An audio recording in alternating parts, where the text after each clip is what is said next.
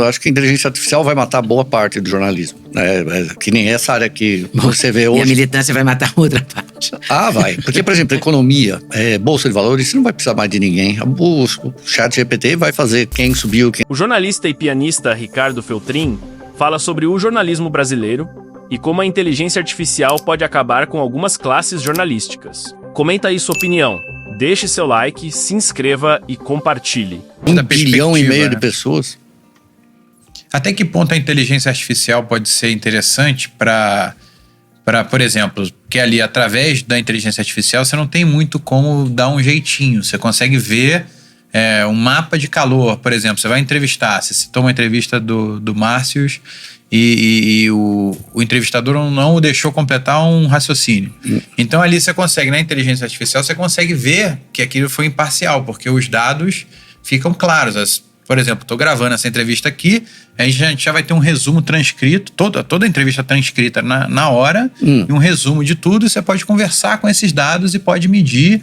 Aí mesmo você consegue medir isso? Não, eu consigo medir através do sistema que ele manda pro chat GPT. Mas você sabe daí se foi parcial ou não? Não, tô falando assim, hoje em dia você consegue pegar um vídeo e subir no chat GPT e falar num resumo. Video Summarizer, que é um agente GPT que eu sigo, por exemplo. E aí lá você consegue ver o conteúdo e conversar com aquele conteúdo. Então você pode perguntar para o chat GPT, GPT, essa entrevista foi parcial? O convidado teve chance de... Então, aí vai falar, o entrevistador falou 73%, o entrevistado apenas 27%. Que interessante. Então você consegue olhar... Você fazer comparação, ter um olhar sobre isso. Que interessante. Então eu acredito que é um recurso que pode ser usado para você esses casos, conseguir, né, que você quer fazer detectar os 5 Ws do jornalismo, né? Saber o quem, como, o que, onde, quando, como, onde e por quê. E por quê, né? Saber se está tudo, se seguiu o protocolo justo do bom jornalismo. Mas isso, acho que a inteligência artificial vai matar boa parte do jornalismo. Que nem essa área que você vê hoje. E a militância vai matar outra parte. Ah, vai. Porque, por exemplo, economia, bolsa de valores, você não vai precisar mais de ninguém. O chat GPT vai fazer quem subiu, quem desceu, qual a tendência. Já tem hoje inteligência artificial fazendo carteira, né, para você investir. Esporte, por exemplo, todas as estatísticas, quantos escanteio, quantos cabeçados, tudo ele faz sozinho. Essa área que você vê hoje de celebridade, que é ridícula, que é, por exemplo, Paulo Oliveira mostra pernas torneadas na praia. Você coloca... Então, isso não é jornalismo, isso é o quê? Entretenimento. Eu chamo de notícias inúteis que vão parar o mundo. Abalam o mundo. Então, você coloca o reconhecedor... Caetano Veloso estacionou no Leblon, né? Lembra dessa que virou meme? Você coloca um reconhecedor facial, fala qual é o lugar da perna, qual é o lugar do corpo que é para fazer comentários, não vai precisar mais dessas pessoas. Porque não tem mais reportagem investigativa na área de entretenimento, por exemplo. Hoje mesmo, quando vai ao ar isso aqui? Boa pergunta. Não sabemos ainda. Então, por exemplo, eu estou fazendo hoje a história, acabei de descobrir que a Giovanna Antonelli e uma sócia dela estão com 700 processos aqui, só em São Paulo. Porque elas têm uma... Antonelli? Ela caiu ali de gaiata. Porque ela é uma pessoa incrível. É um amorzinho. Eu conheço muito o irmão dela, né? O Leonardo, que é um baita de um advogado. Mas aí tá, por exemplo, essa história você tem que apurar. Você tem que por que ela conhece? Eles montaram uma empresa de beleza, uma coisa dessa? Uma empresa de beleza, mas aí eu fiz o levantamento, tem 700 processos. Aliás, a sócia dela vai falar comigo depois. Mas você tem que ir atrás de uma história dessa. A história do Márcio Smelly, você tem que... Eu ouvi mais de 100 pessoas para você fazer uma matéria. E as pessoas da Globo falaram? Muitas em off e poucas falaram em on. Né? Eu conversei com, por exemplo, umas 3 mulheres que defendem ele ardentemente. Né? Que falaram que ele nunca fez nada disso. Mas é difícil fazer esse tipo de coisa. E isso é um tipo de coisa que a vida dele está destruída, né? Porque ele está sem emprego, o casamento acabou. Já tinha acabado. Já tinha acabado.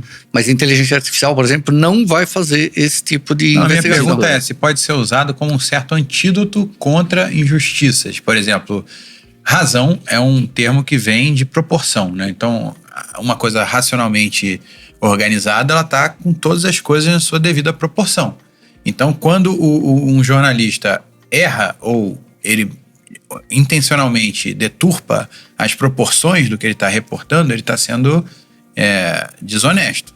Mas E hoje a inteligência isso artificial tá- pode ser um recurso, a minha é uma pergunta, Não, pode ser um recurso para... Mas estão fazendo isso no Twitter hoje. Quando a pessoa publica uma história lá, você já não viu? Fazer grok. Sim. Pergunte se aquilo tá certo. Ah. E aí, o que as pessoas estão fazendo hoje com o grok do Twitter é tentar manipular ele para responder o que eles querem. Não sei se você já viu. Tá. Não, eu não tenho Eu não tanto vi. hábito de usar o Twitter. Eu tô por dentro mais ou Fica menos. longe. É a coisa mais do grok. podre que tem.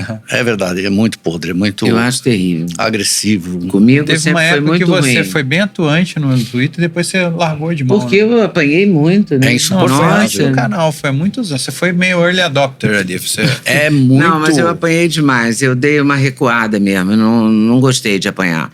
Quer dizer, ninguém muito- gosta, né? Mas eu, particularmente, fiquei com horror. Foi a partir de 2018, né? Foi. Depois que eu entrevistei o Bolsonaro. O meu pecado foi entrevistar o Bolsonaro. Agora, não foi pecado entrevistar o Amoedo, não foi pecado entrevistar nenhum outro O Lula candidato. não O Ciro quis, Gomes. o Lula não quis dar a entrevista. O Lula, eu tentei várias vezes, a assessoria nem me respondeu. O Haddad não quis, a assessoria não me respondeu também. O Haddad é só a Globo News. Sim, mas eu entrevistei todo mundo que era candidato. Você entrevistou o Boulos, Álvaro Ciro Dias. Gomes, Não, o Boulos não era candidato à presidência, mas eu falo. nessa de 2018. Quando eu entrevistei Entrevistou o o Ciro Bolsonaro, Gomes. eu entrevistei o Ciro Gomes, entrevistei o Álvaro Dias, entrevistei vários, o Amoedo. Agora, quando entrevistou o Bolsonaro... Quando entrevistei o Bolsonaro, virou um drama, entendeu? Uma dramalheira entrevistar o Bolsonaro. Eu nem conhecia o Bolsonaro, conheci naquela entrevista. Eu nunca tinha visto o Bolsonaro na vida. O que me irrita... Mas virou um inferno. O que me irrita hoje é essa coisa da virtude, né? Porque você vê esse governo, essa linha de esquerda que a gente tem no Brasil, eu me considero libertário, sabe? Eu sou a favor de Estado mínimo, eu sou a favor que a base de tudo é investir em educação, como fez a Índia, como fez a Coreia do Sul. É o que tem que ser. Sabe? A Índia, eu sempre falo, a Índia tirou em 10 anos 400 milhões de pessoas da linha de pobreza investindo em educação. E aqui não tem nada disso. O investimento aqui é em deixar as pessoas dependentes do Estado para que elas votem em você para ficarem mais dependentes. Então, e esse pessoal vomita virtude, né? Como se fossem pessoas superiores. Então, outro dia o cara veio falar assim, não, você virou bolsonarista. Eu falei, não, eu não sou bolsonarista, só não sou burro igual a você que lambe o períneo do Lula. Né? É verdade, eu não tenho saco, sabe? Eu não tenho saco de ficar discutindo, porque essas pessoas parece que tem dois tremoços dentro do cérebro. Ou você é esquerda ou você é direita. Eu falei, não, eu sei pensar, né? Eu li, eu estudei, eu não preciso ser burro igual você. E as pessoas tentam Como trazer é que você você. foi construindo esse pensamento libertário? Quando foi que você se deu conta que você era um cara mais... Eu amo a favor da religião. livre Eu amo iniciativa? religião. O que eu mais estudo é religião. E acho que todo tipo de religião que você imagina. E eu frequento elas para estudar, Santo Daime, Quarto Caminho, eu fiz tudo. E aí você vai começando a perceber que o ser humano, basicamente, ele é um lixo. Não, é verdade. Sim, é a premissa de... Inclusive, quando eu fazia aula de tiro, o meu instrutor falava assim, eu tinha a diferença entre uma espingarda e um ser humano é que a espingarda você só se machuca se você for desatento. Porque o ser humano não vai ter jeito, ele vai te machucar. E daí você vai pegando que todo esse discurso que tem político, na verdade, é oco. Eu já vi um dia o Lula falar assim, não tem nenhum caminho se não for pela política. Eu acho que não tem nenhum caminho se não for pela educação. Porque se você não der educação, primeiro essa geração está perdida, a próxima também. Se você não der boa educação, você não vai ter pessoas no futuro fazendo boa votação. Olha o lixo que é o Congresso. E quem é culpa? Não é do executivo, é nossa. E como que você vai fazer ter melhor votação? Não é a mesma coisa na Inglaterra. Olha a desonestidade que tem no Brasil, que é uma coisa que eu sempre falo. Você esquecer tua bolsa com R$1.000 em algum lugar público. Qual a chance de você receber essa bolsa de volta com dinheiro? Eu acho que muito baixo. Mas Agora vai ver na Inglaterra, vai ver no Japão. Então não adianta falar assim, é todo ser humano. Não é o todo ser Brasil humano. que tem a problema. cultura, é a educação de cada um. E Isso o Brasil não tem ninguém preocupado com a educação, porque nenhum candidato que esse defendeu a conceito de educação foi eleito. é muito elástico. né? Quando Porque o candidato defende a plataforma dele, a política educação, também. ele não é eleito. É verdade, nada não tem. Mas também não teve o quê? O Cristóvão Buarque? Só o Buarque, mas também não foi eleito. Não, e o pior é que tem bastante dinheiro investindo em educação, é que é tudo errado. Você tem professores militantes, eu que fiz ciências sociais, Nossa, Na você deve ter escola visto mais isso. petista do Brasil, que é a Fundação Santo André, o irmão de Celso Daniel foi meu professor. Metade da minha classe foi trabalhar na prefeitura de Santo André quando o Celso Daniel foi eleito. Foi ali que eu percebi o discurso hipócrita. Isso é 1986, 87. Porque aquele petismo que tinha lá, eu falei, eu sou do ABC, meu pai é metalúrgico. E tinha aquele discurso que assim, honestidade, porque era PT versus Maluf. Você não tinha direita naquele tempo. Então eles pregavam, tem que acabar com a corrupção, tem que fazer não sei o quê. Quando o Celso Daniel é eleito, eu vejo pessoas que andavam ali com chinelo de pneu na faculdade, porque era pobre, de repente chegar com um carro novo.